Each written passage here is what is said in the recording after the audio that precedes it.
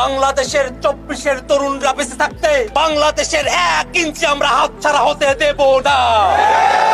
বাংলাদেশকে নিয়ে যে নীল নকশা আঁকা হয়েছে, যে নীল নকশার ভিতর দিয়ে বাংলাদেশে হিন্দু মুসলমান যে সম্প্রীতিকে ভাঙার চেষ্টা করা হয়েছে, গতকাল থেকে এখন পর্যন্ত বাংলাদেশের হিন্দু মুসলমান সকলে একত্রে দেখিয়ে দিয়েছে আমরা ওই বিদ্বেষীদের পাতা ফাঁদে পা দিতে পারি না।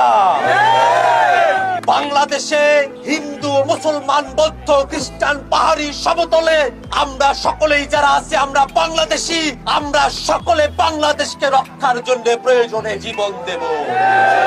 আমরা এই বাংলাদেশ এমন এক বাংলাদেশ দেখেছি যেই বাংলাদেশে আমাদের হিন্দু সম্প্রদায়ের ভাইরা আজানের সময় হলে পূজার ঘন্টা বন্ধ রাখে, পূজার সময় মন্দিরে যাতে হামলা না হয় মুসলমানরা পাহারা বসায়। সেই বাংলাদেশকে সাম্প্রদায়িক দাঙ্গার দিকে ধাবিত করা যাবে না। ওরা যদি ভেবে থাকে সাইফুল ভাইকে হত্যা করে হাসনাত সার্জিসের উপরে হামলা করে বাংলাদেশের মুসলমানদেরকে উস্কানো সম্ভব, আমরা বলতে চাই কোনোভাবেই বাংলাদেশের মুসলমানদেরকে উস্কানো সম্ভব নয়।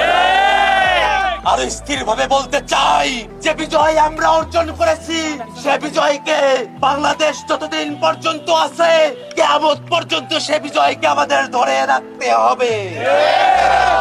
সেই ধরে রাখার মানসিকতা থেকে 4 দফা জায়গায় 4 দফা দাবিতে বাংলাদেশের সকল মানুষকে জেগে ওঠার আহ্বান জানাচ্ছি।